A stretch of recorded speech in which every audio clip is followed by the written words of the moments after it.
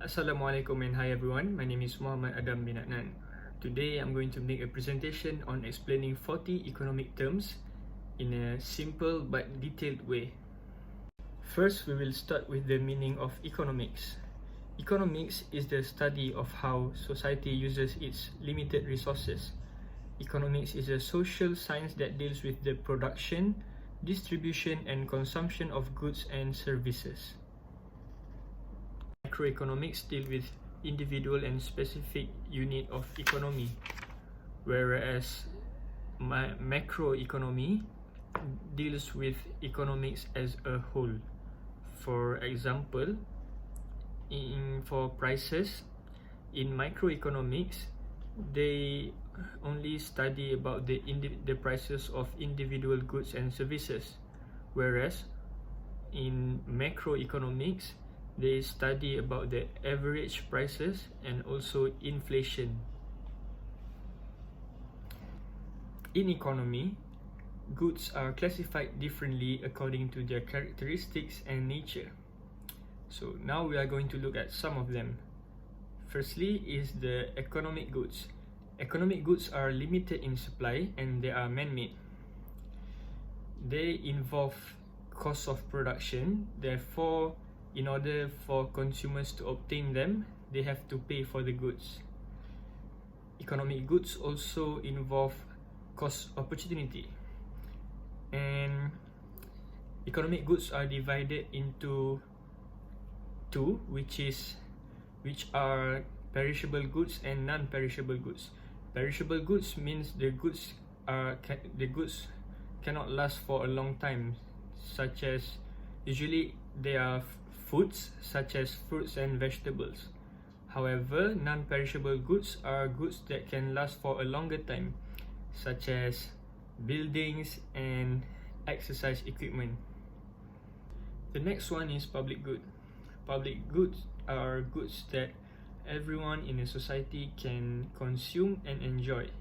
This is because of its two unique characteristics, which are non-excludability and non-rivalrous.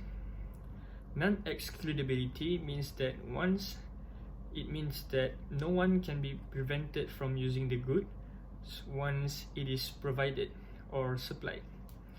As for non-rivalrous, it means that the amount of good available to others will not decrease despite the increase in consumption of that particular goods.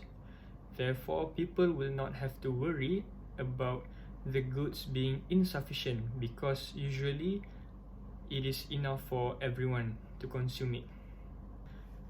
The examples for public goods are public toilets and street lights. The following one is private good. Private good are goods that must be purchased in order to consume them. This is because private goods are usually produced and owned by private entities who aims to gain profit from others. And as stated there, private goods are actually in contrast to public goods, which means that they are excludable and they are rivalrous. Next, we have normal goods and inferior goods. Normal goods are goods that increase in demand when our income increases. As for inferior goods, they increase in demand when our income decreases.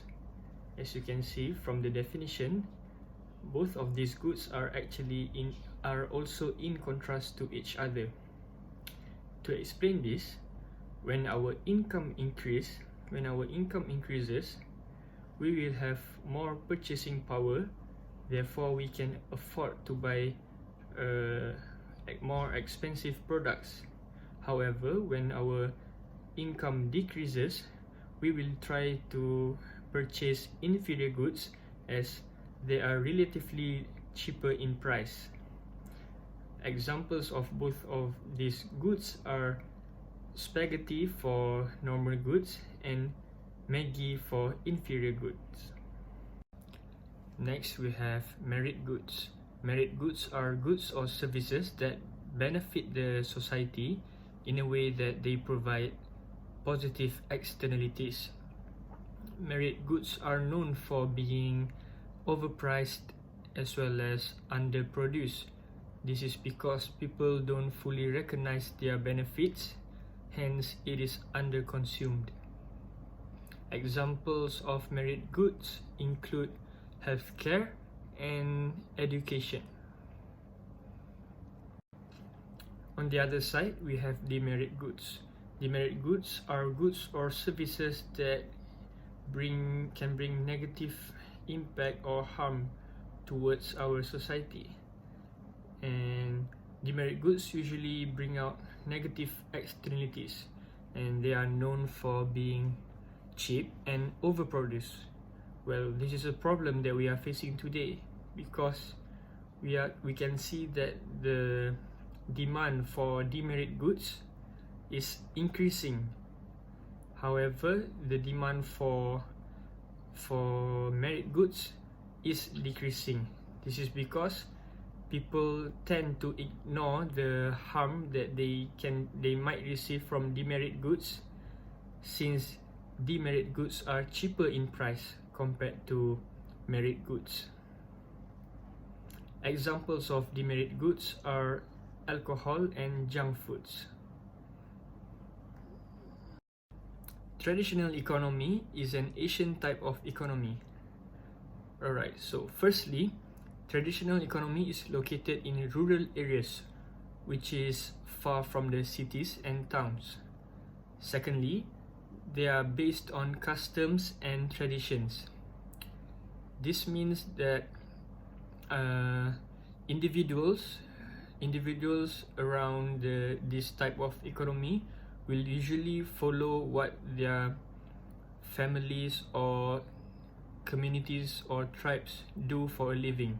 For example, if the parents of an individual are farmers, then most likely their children will also be farmers. And the last characteristic that I would like to explain is usually they only produce what is needed. This means that the goods that they produce are usually only enough for them to consume it themselves and not for trading purposes. However, in some situations, when the activities have reached to a certain level, then they will start to trade the goods. Examples of activities that are under this type of economy are agriculture, fishing, and hunting. The next one is free market economy. So free market economy is an economy that works freely without any government interventions. This means that the private sector will make all economic decisions. Thus, government have literally no say in any decision making, especially about production of goods.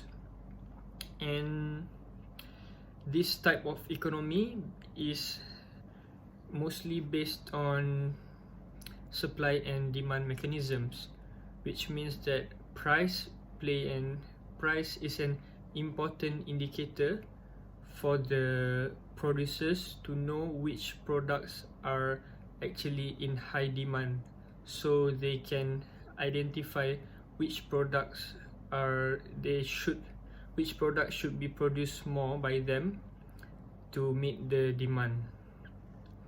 And the objective of a producer under this economy is to maximize their profits and minimize costs.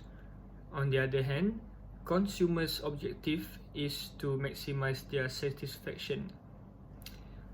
The last economic system is centrally planned economy. This economy is run by a central authority, which usually is the government of a country. Under this economy, government makes all economic decisions based on the national economic priorities, or we can call it as the social welfare. This is because government wants to control the distribution of income in the society, since they aim to narrow down the disparity of income. Therefore, individuals have no rights to make their own economic decisions and have to obey and follow the decisions that have been made by the central authority or government. Next is marginal change. Marginal change refers to the small incremental adjustment, which is either an addition or subtraction from an existing plan. In simple words, marginal change are very small incremental changes which don't affect the larger total except in aggregate. On the right hand side is marginal utility. Marginal utility is an example of marginal change, where it is a change in satisfaction from consuming one extra unit of a particular good.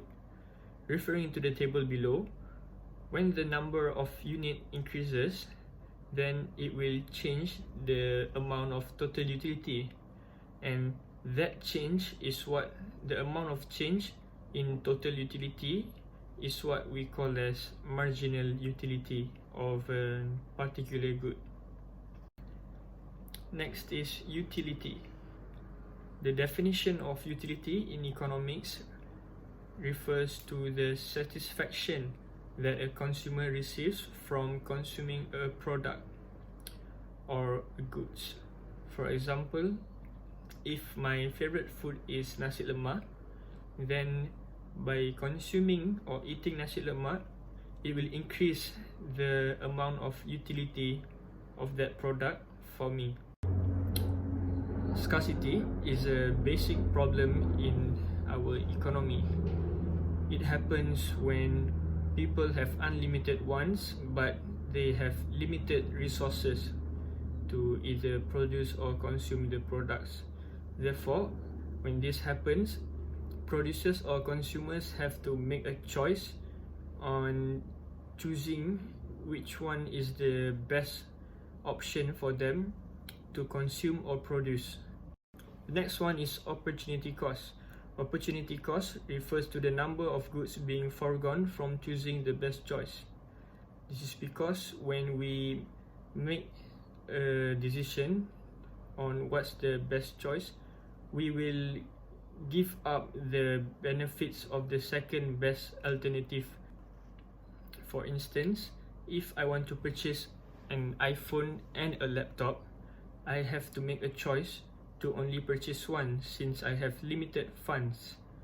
Therefore, if I choose to purchase the iPhone, then my opportunity cost will be the laptop.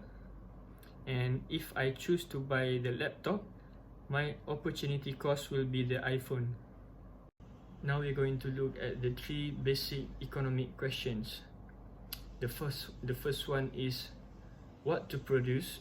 The second is how to produce, and the third one is for whom to produce. What to produce and how to produce refers to the types of goods and services to be produced based on the society's demand and the available resources. In order to solve the what to produce question, we have to make resource allocation. For example, producing a large output of food requires a big amount of resources to be allocated to the food production. How to produce refers to the methods or techniques of production. There are two methods of production, which are labor intensive and capital intensive. Labor intensive means that the producers use more labor compared to capital, and capital intensive means that the producers use more capital compared to labor. And the producers will choose the best methods based on which can minimize their cost the most. The last question, which is for whom to produce, is based on society's income distribution and their purchasing power. This means that necessity goods are produced for everyone and luxury goods are produced for those who have higher income and purchasing power. For example, people with higher income will demand more expensive furniture, whereas people with lower income will demand cheaper furniture. Now we are going to discuss about demands. So the first one is the law of demand. Law of demand states that when the price of a good increase, then the quantity demanded for that good will decrease, and vice versa. This only happens under a situation where there is ceteris paribus. Ceteris paribus means that other factors influencing demand are held constant, and this means that only the price of good itself changes. Only then we can say that the law of demand is true. Next, we have a question about why demand curve is downward sloping. So the demand curve is downward sloping because it is to indicate that there is a negative relationship between the price of a good and the quantity demanded.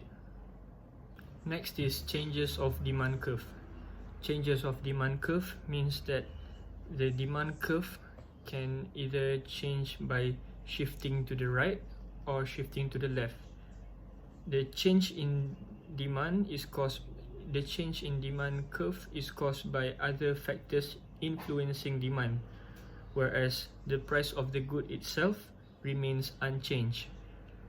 For example, if the demand curve is shifting towards the right, it means that the demand is increasing, whereas if the demand curve is shifting to the left, it indicates that the demand is decreasing. Next is determinants of demands except price. Determinants of demand except price is related to the changes or shifting of demand curve. This is because these factors affect the demand curve to shift towards the right or towards the left. And example of the factors are consumers' preferences, consumers' income, number of consumers, or we can call it as market size, and the price of related goods, which are substitutes or complementary goods. The relationship between demand curve and marginal utility curve is that marginal utility will determine the price that consumers are willing to pay for the goods.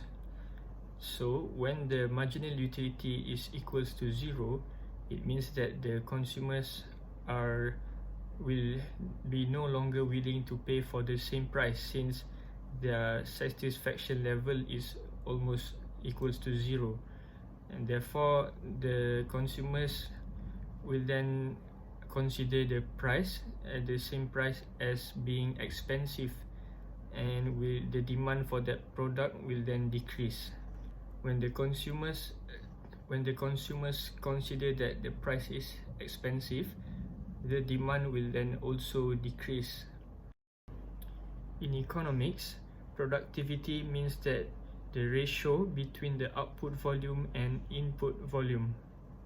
In other words, it measures how efficiently production inputs such as labor and capital are being used in an economy to produce a given level of output.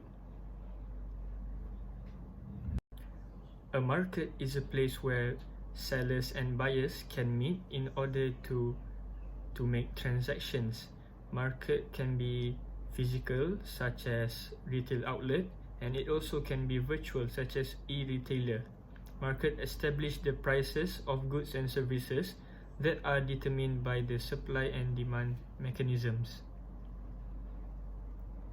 Market failure refers to the inefficient distribution of goods and services in the free market. Market failure occurs when the quantity of goods or services supplied is not equal to the quantity of goods and services that is demanded. Market power refers to a company's ability to manipulate the price of an item in the marketplace by manipulating the level of supply, demand, or both of them. In markets with perfect competition, producers have little pricing power and so must be price takers. However, in monopolistic markets, producers have far more market power. The invisible hand is a metaphor for the unseen forces that move the free market economy. The constant interplay of individual pressures on market supply and demand, which causes the natural movement of prices and flow of trade. Each free exchange creates signals about which goods and services are valuable and how difficult they are to bring to the market.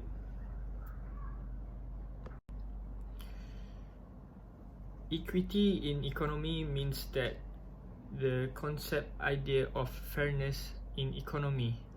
It also means how the income and opportunity among people is evenly distributed.